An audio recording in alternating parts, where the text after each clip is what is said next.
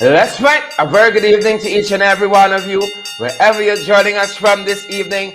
Peace and power. And let's fight, good folks. Let's fight, let's fight, let's fight. Share the live, smash that emoji button, folks, and we want you guys to partner with us as well. Who vex? Share the live, good folks. We are happy, we are delighted that all of you are here with us. Peace and power. Share the live, smash that emoji button. We have a very special guest who's going to be dropping by. I ain't telling you, so don't even ask. Don't even ask. A heavyweight, folks. A heavyweight. When he speaks, it has national implications. Who vex? I'm not telling you who it is, so do not even ask, folks. It's pace and power tonight. Pace and power. Yep, good to have each and every one of you on the live with us, folks. You're going to be happy to be here. You're going to like yourself. You're going to like yourself. Good to have each and every one of you with us, folks. I'm just ensuring that we're set to go at my end. Good to have you, folks. Share the live. Smash that emoji button as well. Good to have each and every one of you. Here's some of we, folks. Good to have you all here. Yep. Pace and power. Smash that emoji button. Good to see so many of you already on the live. Pace and power. I see Barbara Ralph is here. How are you doing, Barbara? How are you doing, Barbs? Good to have you on the live, folks. Wilton Blue, we see you. Vesta Hardy, Rajkumar, we see you as well, Vesta. Vesta, we see you as well. And all the other good folks joining us this evening. Pace and power, folks. Boots on the ground. You all know how we do it. Fired up and ready to go. We outside, folks. Ready. Ready or not, here we come. Ready or not, good folks, here we come. Just ensuring that we've dotted all our I's and we've crossed all our T's at our end. Pace and power, good folks. Pace and power. Happy, and delighted to have all of you fantastic folks with us. We're going to make sure very quickly that we are shared to all of the true and correct places. Who vex, folks? We are just happy that you are here with us. Share the live, smash that emoji button for us. Pay some. We got to go, folks. We got to go. We got fight card set. We got everything good to go. It's nice time. You're in the right place, folks. Gavin and all the other folks joining us. Good to have you on the live tonight, good folks. Good to have each and every one of you. As we say, we're on the live. We outside.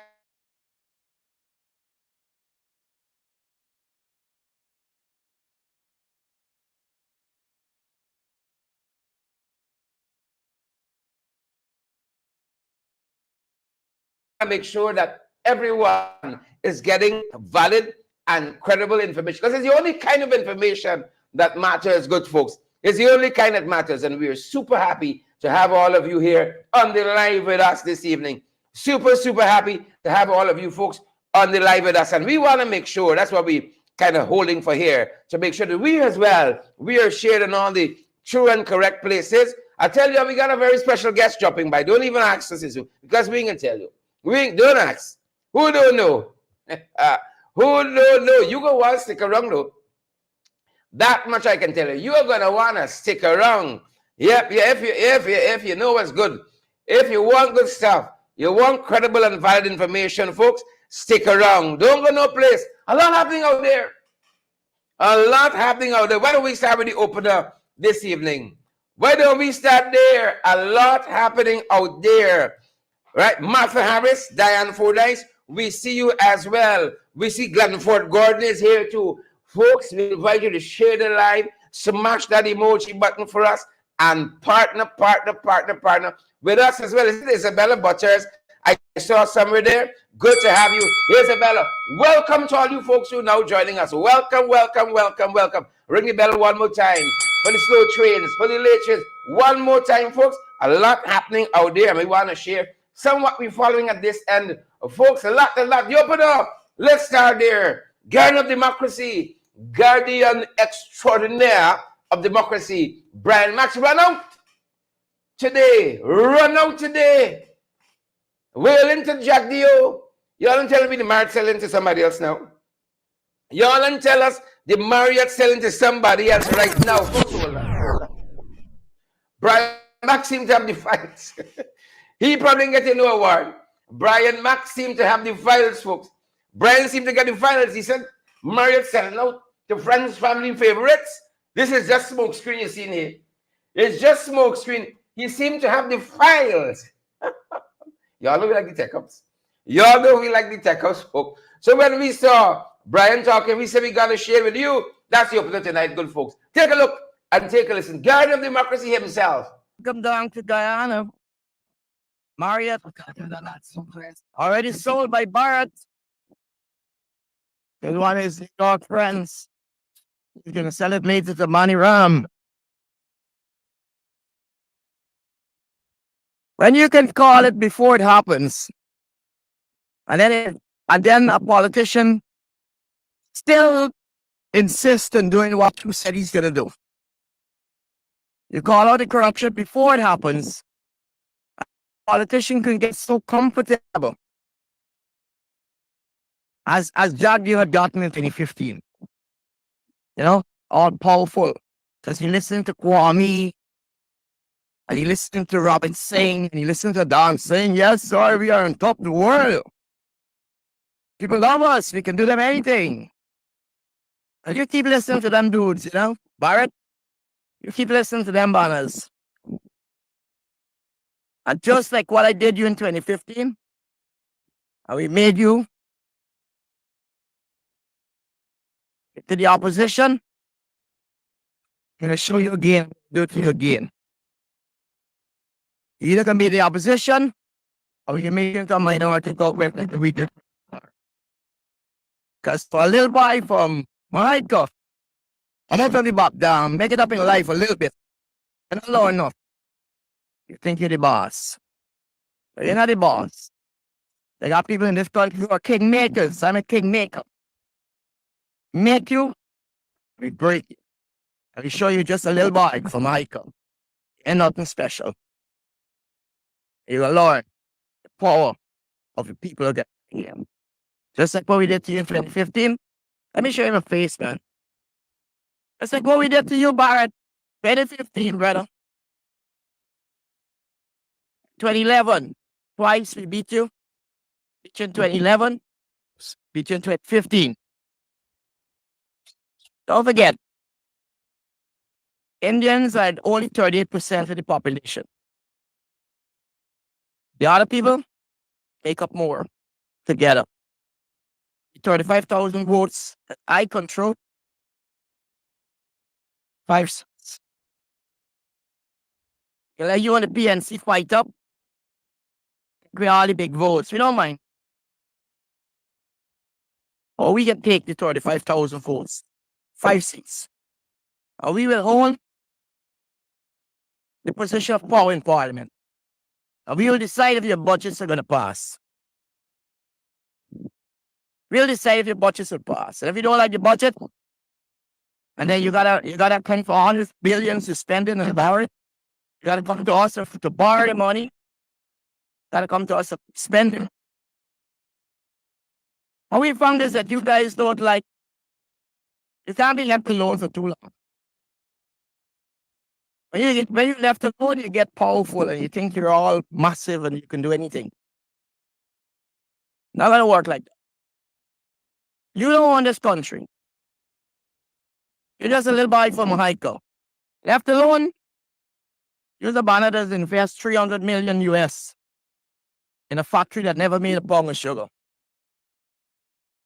Left alone, you invest in another 47 million US in the more sugar packaging plant. They sold it to some friends and family the other day. It's nothing. It's euro. You give $50, 10 million US. Build a road to nowhere. The hydro project I hear you talking about again. That for 4 months every year, has no water. You will keep GPL alive. And you can drop billions into it to keep it alive. For the 4 months when you have to turn back on GPL. You can't be trusted with power. You can't be trusted with power. People like me, the king maker of this country, I'll say it. Inside what's going to happen in 2025. But right now, I'm telling you, the road doesn't look very good. Everything down in 2025, a Black Hawk don't touch them, will pick you up and put you in an suit for all the massive corruption that I'm going to got at you. Folks, that is what he said. That is what he said. Who's this Manny Ram? Who Brian Max seemed to know is going to be the next owner of the Marriott. He says a friend, he's a family, he's a favorite, and he's a flatterer of the PPP. Folks, we have the fight card set, and we trust that you guys are great. Wherever you're joining us from, a couple of things touching on the roads. What happening on the roads, folks? What happening on the roads? Jamaica got a gift recently. Our very own Gita Channel Edmond got some advice with the PPP. And then what happening at the Mali COI? Israel got a lot on their hands to deal with, folks. Our thoughts and prayers with them. We have a guest as well. And I want to get to our guest very quickly. But look some of what's happening at home before we head to the guest in the 592. But you all know once we get to the 592, it's a lot of troubles and tribulations. It's plenty, plenty, plenty. We don't write the script, folks, but it is what it is. Look at some of what we're seeing out there. Pace and power. First and foremost, we want to say congratulations to this all-female robotics team that went overseas and performed extremely well. They're telling us they got 24 out of over 100 countries who participated. They're in the top 24. So we want to say congrats to our young people. We really want to say congrats to them. Pace and power. And we want to say to them, keep on. Keep it on. The sky is the limits, folks. They have really and truly done us proud in this regard. Congrats to them and the team that driving them. Because, behind successful people, you got a whole set of other people making them look good out front. So I want to say congrats to the entire team. Look at us. We're following the team. There's a lot happening, folks. What's happening on our roads? We just talked about that. What's happening on our roads? My God, the accident report. I don't know if it's the heat, but we saw this vehicle in this canal over there on North Road today. I don't know if it's the heat. The heat making people do strange things. You all see how Irfan bust out the other day on Donna? Bust out just who's he? This and that. They turn the next. I like know it's cool down. These people trying to cool down, but they could at least pull him by a wash bay. Overboard, Lamaha Street, North Road, they tell us. North Road in Georgetown, Guyana, folks. Slow down. We always say it. Slow down, good folks. And let me arrive alive together, no man. Let me arrive alive together. We told you of this accident, horrific fatal accident on the East Coast quite recently. Patricia Hudson lost her life, a security guard, lost her life. The gentleman, Charian Nate Ram, who is said to have been that driver of that vehicle, that lorry that plowed into her, killing her on the spot. He's been on $1 million bail. Folks, slow down out there so we can arrive alive. And just today, they're telling us a woman was struck down while crossing the Annandale Public Road. We know them boys now waking up, Now waking up. We have been signaling here that Guyana has the most, not some of the most dangerous roadways in the world. It's now we hear them boys trying to echo us on this one. No, maybe a little late, little too late. Now we hear them trying to echo us. $1 million bail for Nate Ram. And now today, folks, lose it, man. What's happening in this country? What is happening in this country? And this is Pulmati Ramjan, who lost her life in this horrific fashion, 56 years old. Guyana has the most dangerous roadways in the world. We got to curb that. We got to curb that super quick.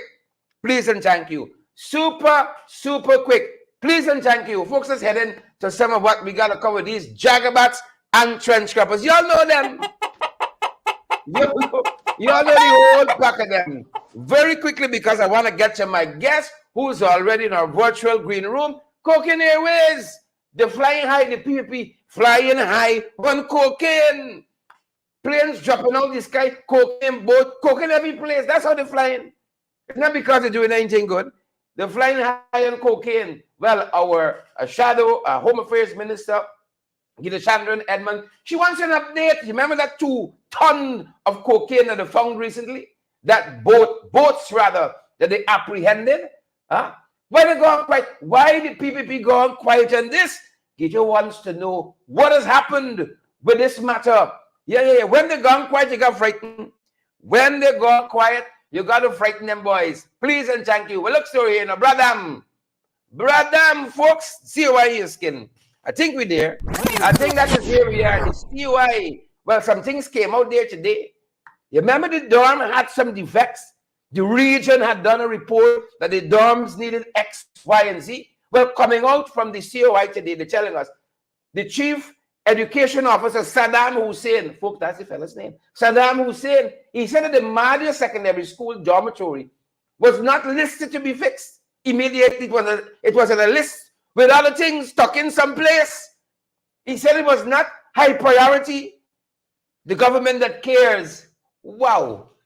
You really deserve a government that truly cares. And I believe we can be talking to somebody tonight who can deliver on that. Who can deliver on that? So that's what's coming out, folks, of that Mahdia COI just today. Bring you in very quick some of what we're following in the region, folks. Shot dead. This stunned a lot of people. West Indies on the 19 manager, Gibbs Williams, shot dead in Jamaica today. My God, our thoughts and prayers with his family. Yep, we got a lot to deal with, folks. I tell you, our Father coming soon. Make it right. Make it right. Look at us, we're following. Fighting dengue. Jamaica got a big boost in their fight today as the U.S. donated $500,000 worth of medication and so on to help them to fight dengue. Like, I didn't give away nothing since we get. Or it's truly mismanagement. Perhaps it is that. And folks, look at us, we're following. Ceasefire. Now, this struck me a little bit. Because, you see, CARICOM is asking for a ceasefire in that Israeli-Palestinian conflict. We got Haiti right down here, that's all. Right down here. What are we doing for Haiti? Is that a CARICOM member state? What are we doing for Haiti? For Haiti? What are we doing for them? And as we are on what's happening there in the Middle East, folks, as we are on what's happening there in the Middle East, they're telling us tonight they found babies beheaded in one of those villages that the Hamas fighters rampage through. Babies, folks. Babies beheaded. My God. That's what the world coming to. But I think our guest tonight can help us to make sense of international affairs. And not only that, because he's a man schooled in international relations. Taught the subject matter. Taught politics and so on too. But local politics, I think, is his area of expertise. As well, folks. As well, I want to hasten to get to my guest. I can suspend everything else. I got to talk. I want to get to my guest this evening. Who's the guest? Who's the guest? Who's the guest? Who's the guest? Who's the guest? Huh? I know some of y'all fast like that. I got to shift paces here a little bit, folks, to be able to welcome my guests and us to have a conversation. Lots of these issues we've been talking about here. My guest for the evening, folks, the leader of the opposition, leader of the People's National Congress Reform, is here with us tonight, and we're going to be wading through several issues, folks. Several issues. Give me a quick sec, folks. A quick sec. I need to change the pace just a little bit. Give me a quick sec, guys, and we're gonna be right with you. We got a heavyweight tonight. So you better get out your fried fish and your chips and so on. We're looking forward to our discussion with him. So get out your chips and your what's not and your what's not, please, and thank you. Folks, we're going to have a discussion with the leader of the opposition. We got a lot of things we want to pick his brain on, and we're so privileged, that he's paid some time on very short notice to come and to, answer some questions here tonight, and we coming easy. I want you all know that we're not coming easy. Give me a quick set to change the pace at the end here. Like I even find it myself. All right, I think we have it. I'm going to ask the folks to come give me a quick hand at my end. I think we have it, folks, and we can welcome the leader of the opposition. Let me make sure that we are very, very ready at our end as we welcome, folks, none other than a leader of the opposition, the man of the hour. And I'm privileged to be joined by him this evening. Mr. Norton, a very good evening, sir, and welcome. Good evening, Sherrod. And it is good to be with you in your hype moments. I sense you. All right. I'm happy to have you here, period. And I would love if the folks at your end, I'm going to give them a sec to tilt up the camera just a little bit for us. I know you have some folks helping you there, just to tilt it up a little bit, so we can be on the same. I know we aren't on the same level, but I thank you folks very, very much. You see, I know you got good folks at your end. I just know it. I'll leave the opposition again. I'm very, very privileged to have you on such very short notice. We got to talk about quite a few things. It's a very, very interesting country that we're living in. And again, I am very, very happy that on such short notice, you were able to avail yourself to be on our program. Let's start with a very, very important issue that's plaguing all of us, blackouts. Let us start. It is one of the most pervasive issues of our time. Leader of the opposition. It's very important. I think the blackouts are establishing that the AP and UAFC, was a better government than the People's Progressive Party, Civic. If you look at when we took power in 2015, you had a situation where there were blackouts. We put proper management at the Guyana Power and Light, and we began to turn GPL around. Recently in a press conference, I recently been immortalized in song. I want you to take a quick listen. You know anything happening nationally, them boys busted on it in a tune. Listen to what the songwriters have come up with because of what the people doing to this country. Leader of the opposition. AM Blitz. Yeah, level 5s. It getting late. Turn on the lights. Oh, skies. Guess what? It's blackout. It looks so. It's blackout. And my phone got for charge. It's blackout. I wonder if it go come on back at all. It's blackout. Them house fun and stubbornness. It's blackout. Oh, skite and I got chicken in the fridge. It's blackout. Bye. So, leader of the opposition, this blackout scenario has now been immortalized in song. Thank you, PPP. What are your thoughts? Well, let me say the blackouts, the general handling of GPL would have established that the AP and UAFC was a much better government when it comes to competence than the People's Progressive Party. In 2015, we inherited a Guyana Power and Light that was giving us blackouts. The records will show that we put a number of plans in place, and we actually plan, as pointed out by the chairman, the then chairman of GPL, that we were going to have 221.7 megawatts, which is way above what is needed now. The government came to power. They removed the management we had. They put back the old, corrupt, incompetent management. And what in essence happened is that they did not plan for the increase that will come. And so as a consequence, you have a situation where more power is needed, but because they did not continue to implement the program and implement it properly, you now have a fall short. And so you're getting blackouts. And even with what is likely to come on stream, whenever they bring it, there will be blackouts because, again, they did not plan and cater for the increase. And it's a characteristic of the People's Progressive Party. They have proven to be incompetent, and they believe that they can hide their incompetence under propaganda, telling us about heat wave. I mean, it's a lot of garbage.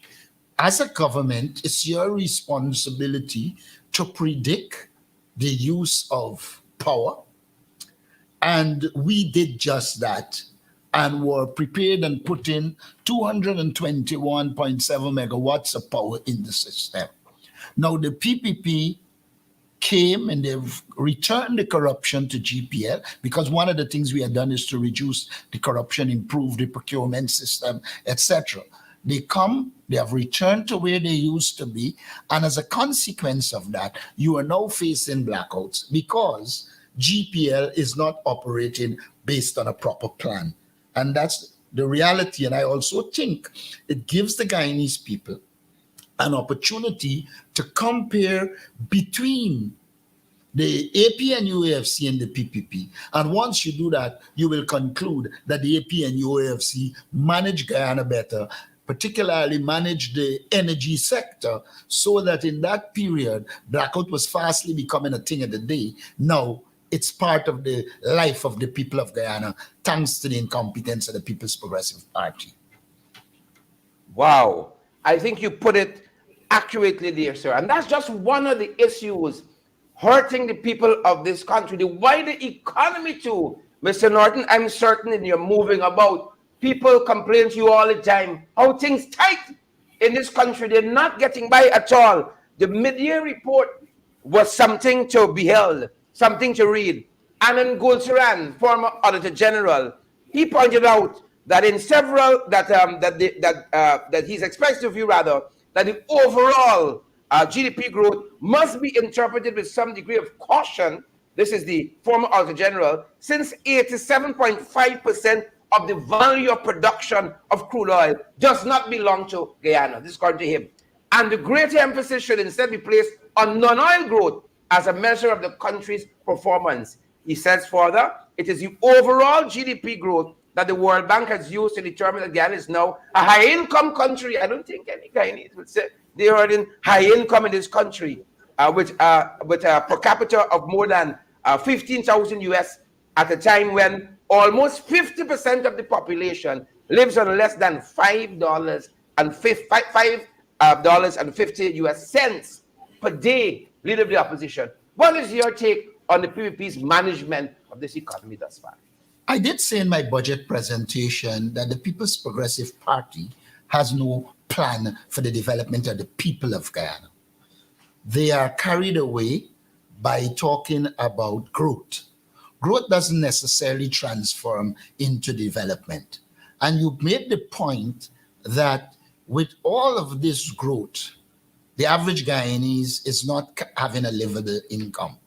And that comes because a number of things are happening. One, the government failure to raise salaries in a way that allows people to get more income to spend. First thing. The second thing that should be said about the government's approach is that because they are so focused on corruption, a lot of the resources are going to infrastructure.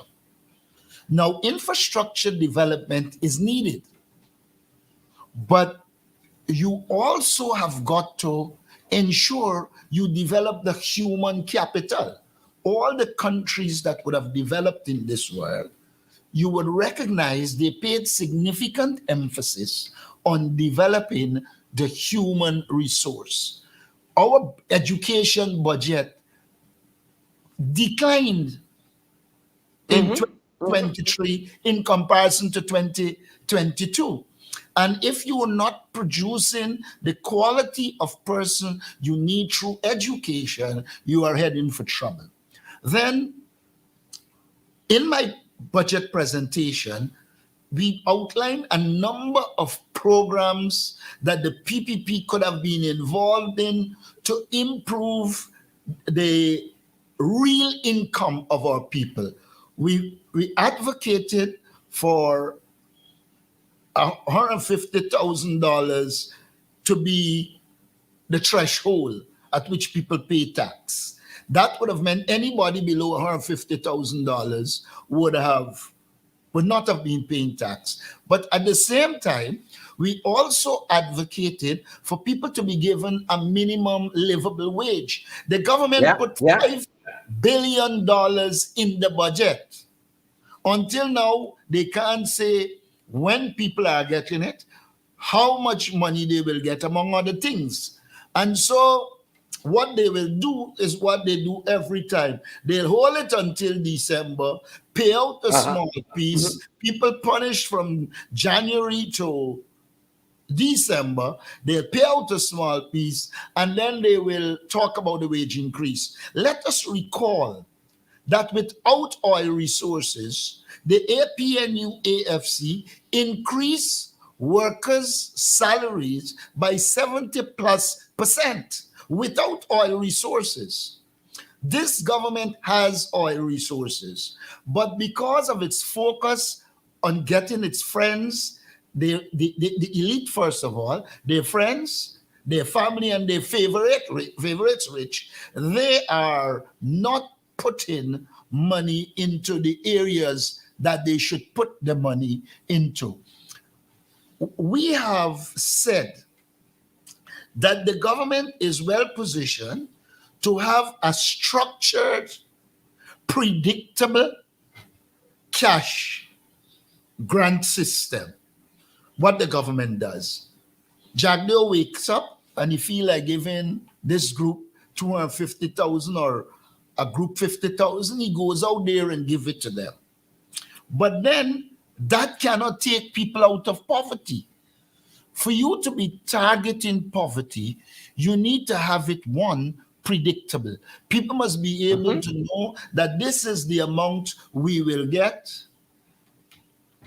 to help us. First thing, it needs to be structured. It cannot be government officials running around with a bag, taking out money, giving to who they want.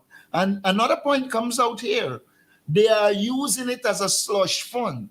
They are using it as a corruption fund. Because if they do it through people's bank accounts, etc., you will have a paper trail. But the government doesn't want a paper trail. What they want is to be able to be involved in corruption, and then they make themselves happy and wealthy while the average man punishes. And that is where the problem lies.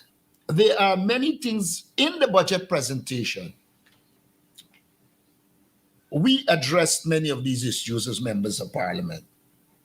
I recall we saying very, very clear that there are a number of things you can do as a government to help our people. For instance, we said there can be a structured approach to subsidizing electricity.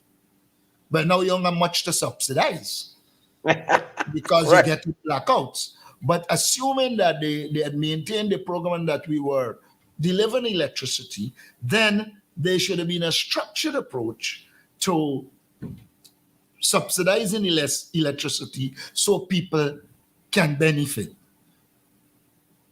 We have said to them that we will, and they can develop a rent-to-own program to help people to get a house without having to face all the conditionalities of a commercial bank. The problem is the government isn't interested.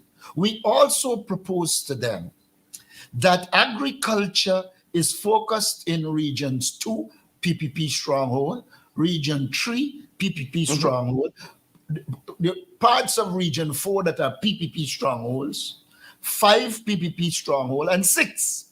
Now 1, 7, 8, 9, and 10, we suggested to them that you need to, in a very structured way, expand agriculture to those regions, so that if those regions are becoming agriculturally sustainable, then a lot of the agricultural products they need will be in the region. You will cut transportation costs and a number of other areas, and it would provide those regions the opportunity to get food at a cheap rate. The government is talking about regional food security, meaning CARICOM, and we have regions that are unsecured in terms of agriculture. And so again, you see the focus is not about the development of people. Look at the infrastructure development program. We have been singing the song that they need to do roads, intra-regional roads. Lincoln, Linden, well, we had put this one in place and they're doing some work on it. Linden to Lethem. You need to be able to get to turn off from Linden, go into Bar Ticket, go into region 8. So you begin to link regions 7, 8, 9, and 10. In that process, you will open new lands for development, for housing, for virtually everything. And at the same time, while you will continue to do development on the coast, you will also be shifting a lot of your economic activities to highland. Here is a government in which a man claims to be some champion of the earth. I consider champion of dirt. And you do not have a vision to shift economic activity to the highlands. You continue to proliferate on the coast, and we're not saying abandon the coast. We're saying, yes, maintain the coast, do the things, but shift your economic development to highlands so you will deal with the question of climate change, and you secure your people in areas in which they can do agriculture, etc. And apart from opening new lands, it will create employment. The government has no interest in that. If you could overlook 214 million US dollars, you can't Well, I tell want us to come to that too. you have the interests of the people at heart. And so there is an absence of vision. We have outlined and will continue to outline our people-centered development strategy, which is aimed at putting resources in the hands of our people. You telling us you turning to Cuba and other countries for nurses. Put the resources into training our young people so that they can become nurses, so that they can become proper teachers. Rather, the government, I think, is willfully keeping public service wages low because they see it as a means of domination of those who are in the public service. And mind you, those who are on the fixed establishment, it will be worse. A lot of their supporters, they put on contracts. And so they can give them contracts at a higher level than the average public servant. So what you're seeing is an orchestrated approach to ensure that economically you stifle certain sections of the society while you are putting the resources from oil and gas in the hands of a few that are linked to the PPP. What can be more ridiculous than a so-called crappy journalist being given a contract? This is a man who he could hardly ride a bicycle, has no sense of engineering. But you can put millions of Guyana dollars in his hands, knowing full well that he lacks the competence to deliver. We have the fiasco of the Bamia school. Yeah, there's that too. You put resources from 2020 going until now. This government just lacks competence. I give you another one. The school buildings. Any child who is paying attention to climate change, any child who is paying attention to global warming will know you cannot be, if you don't plan putting AC, and the minister said to us in Parliament, you were there, that in no time shortly will we be able to put air conditioning in schools. Then it follows logically that you need to call in your engineers, etc., and design buildings for this era with this heat. I invite people to pass St. Gabriel's and see that they built an oven to put our children. Pass East Rambelt Secondary. They built another oven there. If you are planning and you're taking into consideration climate change, you cannot build the buildings in the same way you were building it when the place wasn't as hot. So there is incompetence on the part of the PPP. And what is more worrying is that all the evidence suggests that everything they do, it is aimed at corruption and putting money in the hands of a few. So let's go back to growth. Growth does not transform into development. When your people are developing, when resources are meeting a majority of them, then you can begin to talk about development. This government has become so ridiculous that they're opening a roundabout. If you got to open a roundabout, it's garbage. So they lack a vision, they lack a plan, and everything that is happening is a clear manifestation that without oil resources between 2015 and 2020, we ran Guyana in a much better way than the PPP. And sad to say, but it's true, Guyana cannot grow under the People's Progressive Party. If our people is to develop, you have to get rid of the People's Progressive Party. Yeah, talk about not having a plan. The People's Progressive Party, during their election campaign 2020, had promised a crime prevention plan. We still have not seen that, but crime is escalating. Every day, people are robbed in the capital city and the outskirts. You name it, where people live and meet and congregate in this country. People are being robbed with impunity. What's happening where that is concerned, Mr. Norton? Let me say this. If you're governed by a kleptocracy, people who steal, you're governed by criminals. If you run in a country and you cannot enforce the law, then how do you expect those that are following you will follow the law? Let's look at the allegation against Darren Lal. That was an opportunity for the government to say we are prepared to the law, let this matter go to court. The government did everything to ensure that the allegations against Darren Lal never meet the courts.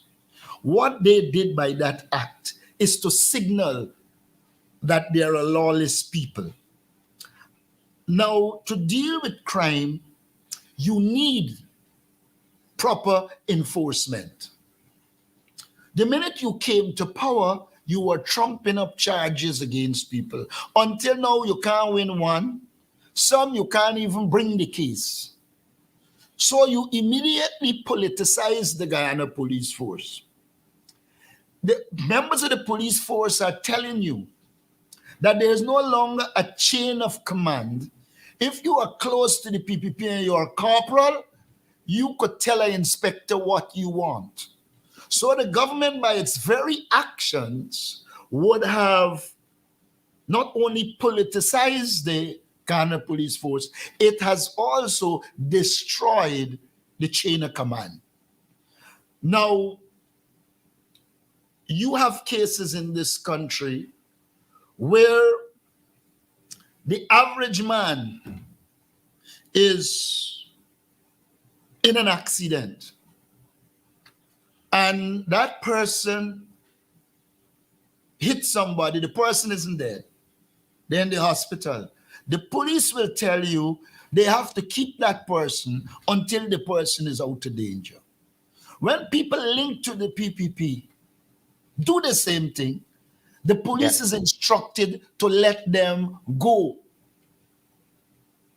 The police have arrived at the point where they are afraid to stop any big vehicle in this country,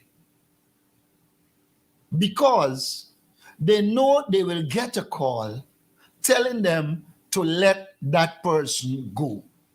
If you yourself destroy the chain of command, if you yourself destroying the police force, if you yourself moved all the people that were trained under the APNU, AFC to deal with crime, because let us not forget, we were solving crime when we were in government, including crimes committed under the PPP.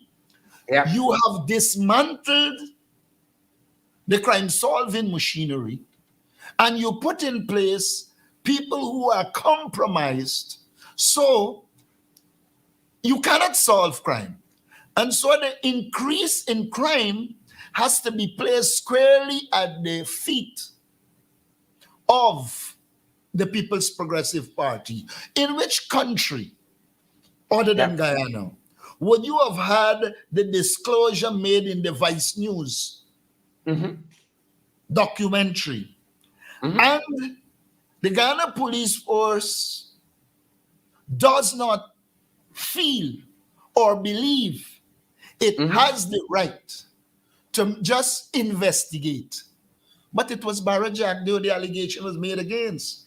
And so he's God Almighty, and the police force had to keep their hands off. So what you have done is create a culture of lawlessness. People now believe if they have money, they could speed. It has arrived at the point where some even without money, speeding. And let me show you how unfair it is. The young man that allegedly ran into the roundabout, they charged this young man. But you had him in the lockup claiming with directives from the minister that he mustn't go. This man has injuries. And you have him there. You had to go file legal thing to get him on bail so that he can get his basic human rights. Don't matter what crime you would have committed, assuming that he committed a crime. You have a basic entitlement to medical treatment. Correct. It is alleged that the Attorney General said he must not come out of the lockup or the prison until he pay for the damage at the roundabout. At the roundabout. Yes. Now, I'm not saying that if somebody damaged the roundabout, they shouldn't pay for it, but there must be due process. It cannot be at the whims and fancies of the Home Affairs Minister and God forbid.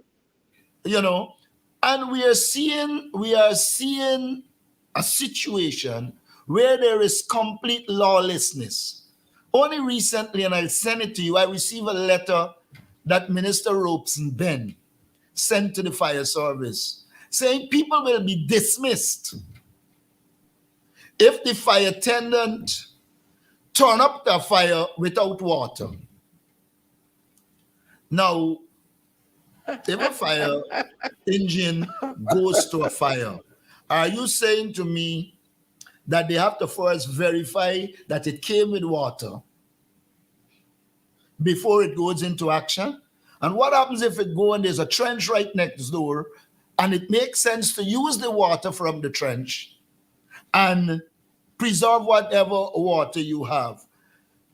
Now, the solution to this problem is not telling firemen you can fire them if the fire engine doesn't have water. It's for you to have a proper structured plan, including doing over the hydrants, etc., which was being done under us, so that you have access to water. Under us, we had improved water to the point where people were not only getting water 24/7, they were getting quality water. Now, it is hard to distinguish between water and Morbi because You said the government has taken a position that it is not spending the kind of money it needs to spend to give our people quality water. And so here is it again, clear evidence that they do not have the interest of our people at heart. And I want to say this, the lawlessness you are seeing is coming from the top down. And unless you can rectify the problem at the head, I don't see how you will be able to rectify it. Well, unfortunately, there is where we are this evening. You know, as you were talking there, Mr. Norton, about the accidents and the different treatments for people in this one Guyana. I remember Cherichan Balgabin, who was one of the project managers at Finance, hit down a young Bobby's teacher. That young man lost his life on the spot. Never saw a day in jail. You know, and the report was Mr. Balgabin was turning around on the highway, collided with the teacher. And that's that. Their Region 6 vice chair hit down a pedestrian as well, who lost his life. The pedestrian, that matter is still before DPP, pending what do you call it, a legal opinion. The very MP from that region, what's his name, also hit down accident, a 12-year-old boy. Their MP from on the current there. Never saw a day in a police station. Goes to parliament every day. Had that been a member of the parliamentary opposition, would be a different story. And so you see that repeatedly. Had it been an ordinary Guyanese, and that's my worry. My worry is the ordinary man who doesn't have political muscles behind him will suffer. The other worry I have is that you are virtually saying to your followers, you could be as lawless as ever, we will protect you, as the Dharamlal case would have shown. And that is just one. And the PPP is doing the same things it did pre-2015 again. So, which is the point. They're very guardian of the democracy Brian Max was making. They're right back to their old ways. Well, look, there are certain things can't escape the PPP. If you are a political party that is tied into illegalities, you have to protect the illegal. How do you yourself have accusations against you and then you can let the minions below you go? One of them gonna talk. And so to ensure nobody ain't talking, they have to do what they're doing. And Mr. Norton, it seems to me like you're talking a little bit like about Bobby Gosai, there, the fellow who went on a frolic of his own at the Ministry of Natural Resources, negotiating with Exxon to bring down that 214 million US in disputed spending by Exxon to 3 million. It sounds as though you're talking about Bobby. Look, I've made our position clear on Gosai. They are making him a scapegoat.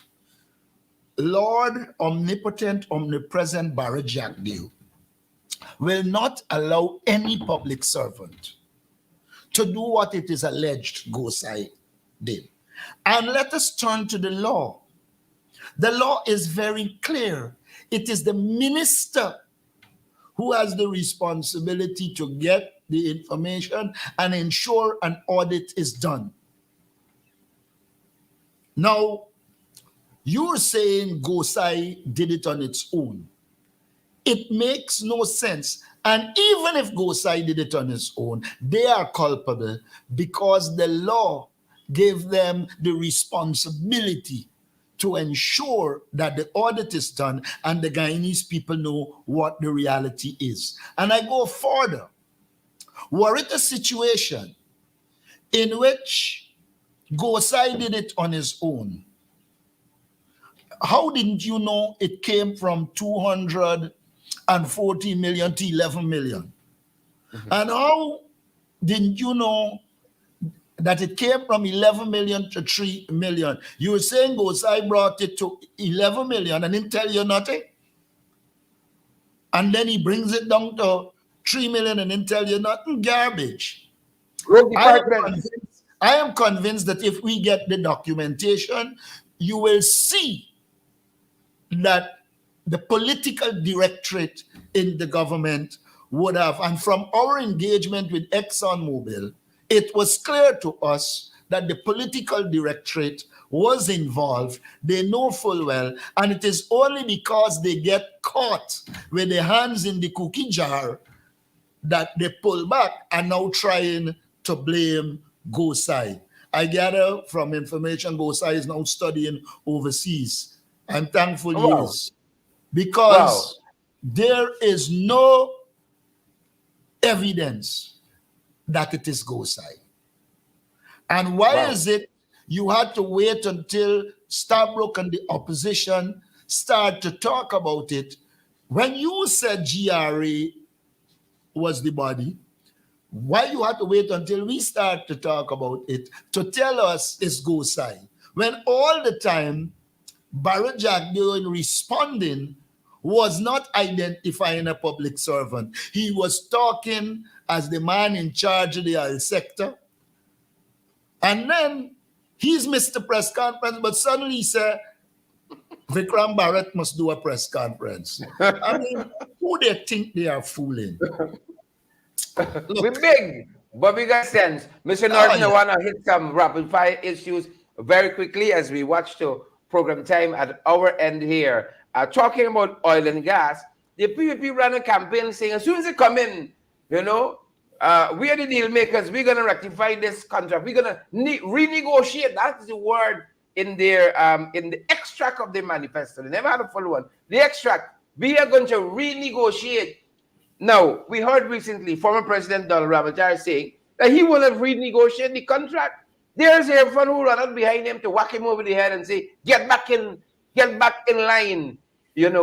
Sanctity of contract. Sanctity and PPP goes in the same sentence. Wow. What are your thoughts there? Irfan cannot be different from his boss. And this is a man that wants to shake your hand, by the way. When Barrett Jack was president, and Starbrook News was deprived of advertising, etc. You know what he said? Mrs. Janet should shut up.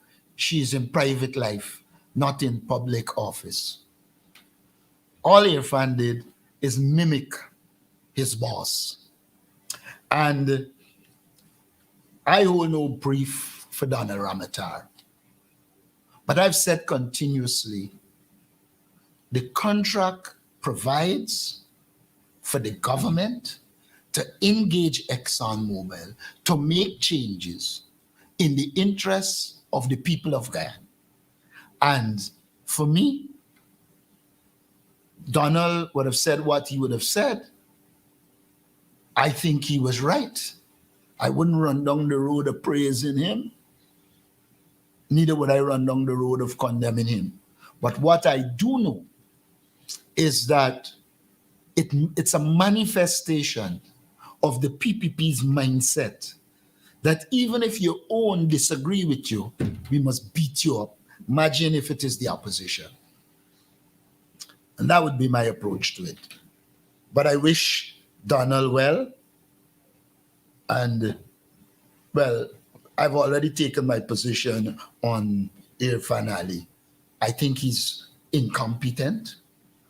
I don't think he can run a government.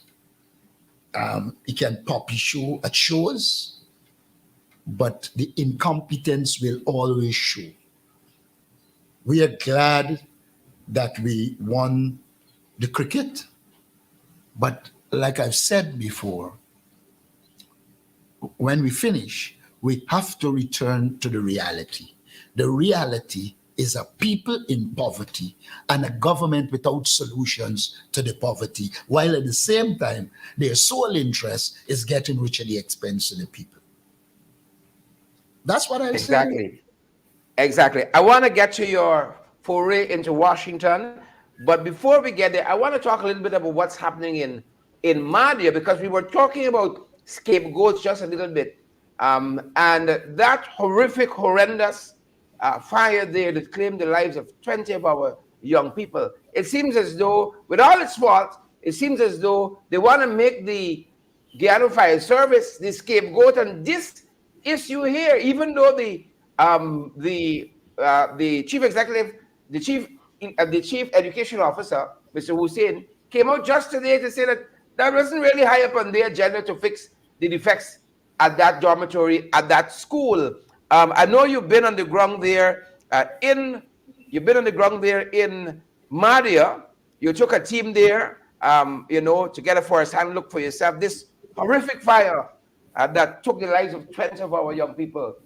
They took the bricks from this fire to full potholes in Mahdia. The bricks from this building to full potholes. They tell us dogs were pulling bones days after.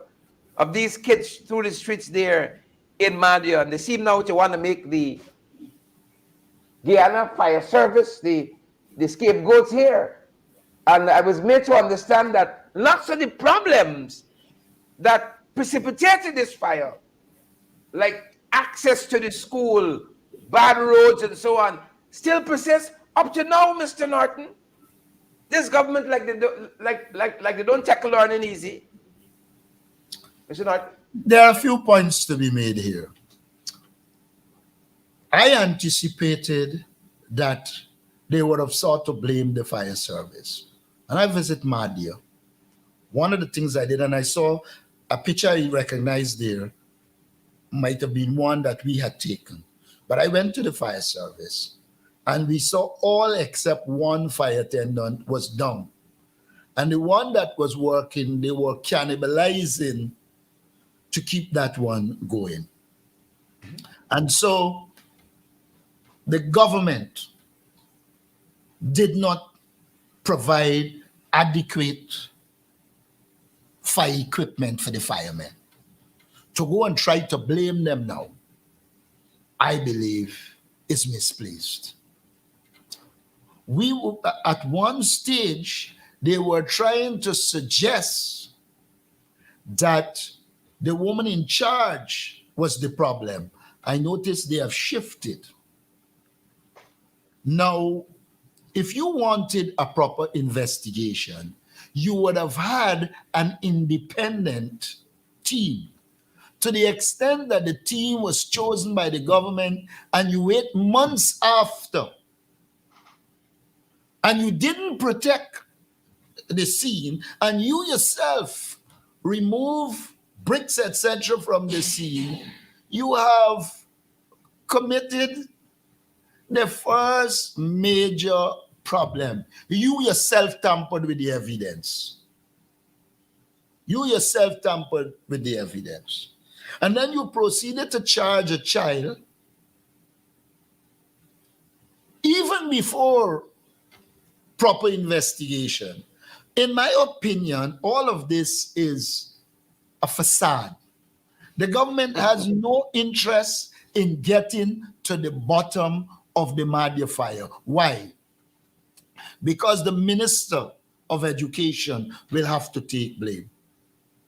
The Minister of Home Affairs, who's in charge of the fire service, will have to take blame. The REO in the area will have to take blame. And you do not want that. You want to, in the normal PPP approach, find a scapegoat. We have to wait to see who will be the scapegoat. But the reality is, there were many reports. One of the times, the fire service recommended that the bars be removed. How could you, with basic common sense, lock children in a dorm, all of it barred up? You yourself would have created the condition. And to the extent that the fire service told you it was dangerous, you should not be implicating the fire service in anything. So, in a nutshell, this is a facade. The aim was never to get an independent commission to look into the matter. You prevented even a debate in Parliament on the issue because you do not want the facts to come out. This is another case of the People's Progressive Party's incompetence and the attempt to use a COI to protect the political directorate that is responsible and throw the blame at some insignificant other who they will try to blame and take action against. I would say to you, this is a manifestation that our society is in crisis. Health is in crisis. Electricity is in crisis. Water is in crisis. governance in the country is in crisis. And so there is little or no hope under the People's Progressive Party. They have shown clearly that they lack the capacity to govern, first of all, and secondly, to govern in the interests of our people. You have a situation in Linden where you are supposed to be the government. You know that they will have school sports, and you would have left all these children without a place to hold their school sports. And you're serious? And I remember asking the minister in Parliament about Christianburg Ground, where I born and grew up.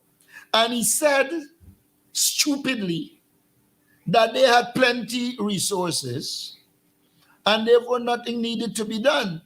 But if you are going to close off the main ground, you should at minimum look to an alternative ground to give the minimum standards to hold these activities. I heard one of them on radio trying to defend it, but the defense made no sense. The government has proven that it is incompetent even in the area of sport. Buying out CPL ticket and giving people is not a sports policy. It's not a sports plan. It's not a sports program. It's the use of our resources to achieve political objectives. What we need in this country is a proper vision for sports, a proper plan for sport, including putting back in a structured way a lot of these sporting activities in the schools. I see they're trying some nonsense now in cricket and saying the persons have got to come from the play sport in the area that they are from, or else they cannot be selected. Garbage. You have a shift of people away from the East Coast to East Bank. You have a shift of people from other communities. Now you're saying to us, if all of them end up in Georgetown, all of them going to play for Georgetown, and you're going to kill cricket on the East Coast, you're going to kill it on the East Bank, you already kill it in Linden. The government just doesn't think. You have a sports minister who, how do I put it, has no clue of a sports policy. He shouldn't even be mentioned. That might be the best thing to do, because there is no proper sports policy in the country. There's no proper plan. I remember questioning him in Parliament, and he couldn't even provide proper answers on sport. I recall his solution to the problems of lack of leadership in sports, in communities and sports association, is for the government to take over those associations. Idiocy at the highest level. As minister, it is his task to ensure that you hold sports management and sports organization management training in all communities, so those communities can produce people who can manage the ground and manage sports activity. You are incompetent just handling policies. You now want to take over grounds. It's absolute stupidity. It is the apex of a lack of common sense. Yeah. Pretty boy Charles, Mr. Photogenic. Is, well, I might be photogenic, but I don't develop nothing. Clearly. You could be photogenic as you like. You could believe you're looking charismatic. That does not translate into proper programs for the development of our people. And that is what matters. Well said. Leader of the opposition, before I let you go, I know we've got a little past time, but I couldn't have you here. We don't talk about your foray into Washington. We don't talk about that. No, you got to be man at Freedom House. I was there at Washington. I was privileged to be in that meeting. I saw you talking with the high-ranking U.S. official there, congressman from Capitol Hill. The man said never happened. Leader of the opposition, take a listen. And so I looked at some other things too, not the conference. I saw the pictures of them walking through like tourists through the Capitol Hill. Now Capitol Hill, anybody can go there. You can go there, you buy a ticket and you go in. You can walk through those halls. They allow tours, conducted tours. And that's what they did. Like they had a lot of conducted tours on the corridors. They were snapping pictures. Then they came down on I saw an image of it, I think at Demar Waves or something, and they stood on the step of the Capitol building to give a press conference. Mr. Norton, here is you here you are snapping pictures with congressional leaders. How did that engagement go, Mr. Norton? You know, I'll say something to you. I think you all pay too much attention to Jack Dion's stupidness. My own position is that I don't have to engage Jack Dion's garbage. The pictures already told the story. And I want to say this. An open invitation was made for people to go on a tour. And some people went. I didn't go because I had other things and I thought I should have gone and look at those, having already met with the team and then spoke with others whose name I wouldn't call, because since the PPP regime had been shot in prison wrongfully, I was one of the persons who engaged Yvette Clarke and others to put pressure to have him released. And so I also engaged them again. We were able to present our position in Washington. The fact that Jack Dio is going on like a madman in a menagerie means that it is impacting on him. We had a successful visit. We don't necessarily agree with everything in a conference. It was not our conference. It was not an opposition conference. It was a conference held by CGID in which the opposition was invited. And we took the opportunity to present our positions. I have always said that Jack Dio does not discuss issues and policy. All he does is views. Now, the photos would have shown that all that he said is nonsense. I don't think we need to deliberate much more. Let Jack Dio fume. And when he's tired, he should stop. What do you say of the engagement with congressional leaders based on the issues you would have put forward? What is your takeaway from that high-level engagement, leader of the opposition? Finally.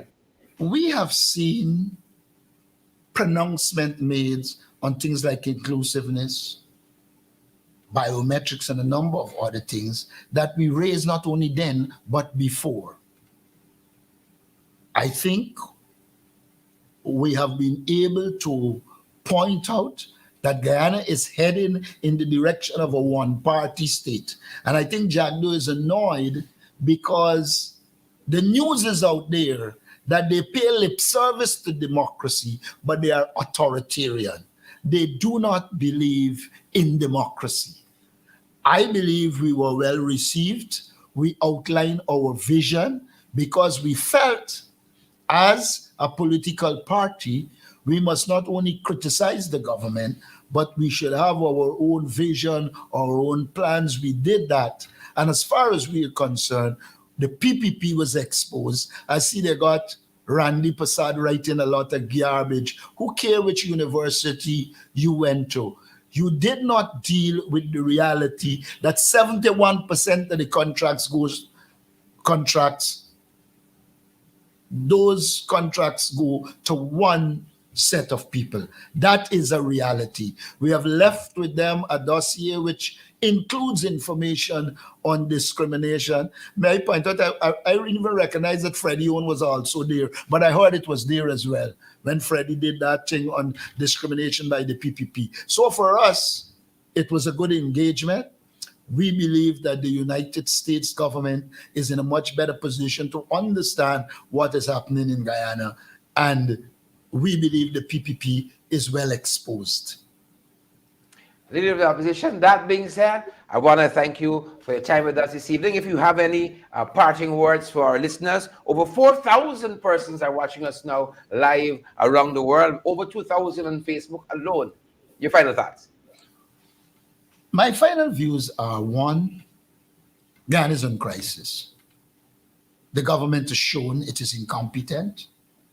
Life under the PPP is worse than under the APNU AFC. And I believe we must work together to replace the People's Progressive Party. You are seeing a crisis in the People's Progressive Party. You're seeing a situation where Jack Dio dominates the president. The president speaks, and when he speaks out of turn, he's pulled back in line. All of those are manifestation of an absence of organization, a proper chain of command. And therefore, in the circumstance, we have to do our work to ensure whenever the elections are called, the PPP goes its way. It is evident to every Guyanese that they are misusing oil resources and that the people are not benefiting. They continue to face high cost of living and poverty. That is our reality. Thank you again, Leader of the Opposition, for your time with us this evening. Thanks for having me, and feel free anytime. All right, folks, that's our time with the Leader of the Opposition. Yep, we did promise you, folks, no holds barred there. Pace and power, pace and power. Share the live, smash that emoji button, folks. And that is our time, and that is our program this evening. Thanks for being here with us, and I see 4,000 of you plus join us this evening. 4,000 of you stayed with us, 17 minutes overtime. That's our time this evening, and that's our program. Stay safe, folks, until our next broadcast.